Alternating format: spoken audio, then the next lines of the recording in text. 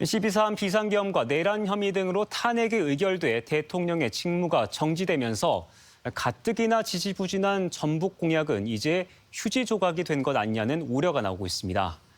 당선 이후 정부가 의욕적으로 추진한 것도 없는 데다 지금 같은 탄핵 정국 속에서는 전북 관련 법안 통과와 정책을 기대할 수도 없기 때문입니다.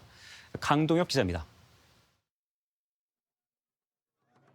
대선 당시 전북을 찾아 속도감 있는 개발과 투자를 강조해 눈길을 끌었던 윤석열 대통령.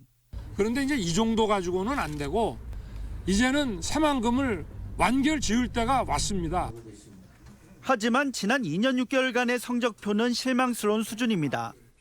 군산과 김제부안을 하나로 묶는 새만금 메가시티 등 전북 7대 공약 중 새만금 국제투자진흥지구 지정을 제외하면 완결된 것이 없는 상황입니다. 메가시티나 금융중심지 지정은 기약이 없고 국제태권도 사관학교와 스포츠종합훈련원은 당초 계획보다 규모를 대폭 축소해 추진에 나서고 있는 실정입니다. 앞날은 더욱 불투명합니다. 비상계엄 사태로 탄핵안이 국회를 통과하면서 정권의 운명이 기로에 섰기 때문입니다. 헌재가 윤석열 대통령 파면 결정을 내리면 전북 공약은 다음 대선 이후에나 기대를 걸 수밖에 없습니다.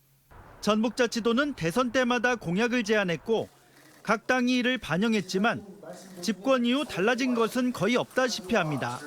100번 양보해 특정 정권이 공약을 이행했다고 해도 실물 경제에 도움을 주는 결정보다는 상징적인 것에 그쳤습니다. 이런 일들은 민주당 계열 정권이 들어섰을 때나 국민의힘 계열 정권이 들어섰을 때나 별 차이가 없었습니다.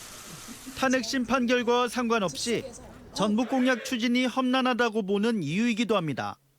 파면을 피한다고 해도 내란 책임과 각종 특검법 공방, 거기다 싸늘해진 민심 상황을 고려할 때 전북이 공약을 내미는 것도 쉽지 않습니다.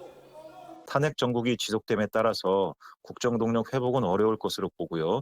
구체적인 내용과 실행 일정도 없이 남발한 공약들로 인해 전북 발전의 기회가 사라지고 있어 안타깝습니다. 공약을 제때 이행하지 못한 정부와 대통령 때문에 전북은 또다시 희망 고문 속에 공약집을 새로 만들어야 할지도 모를 처지에 놓였습니다. MBC 뉴스 강동엽입니다.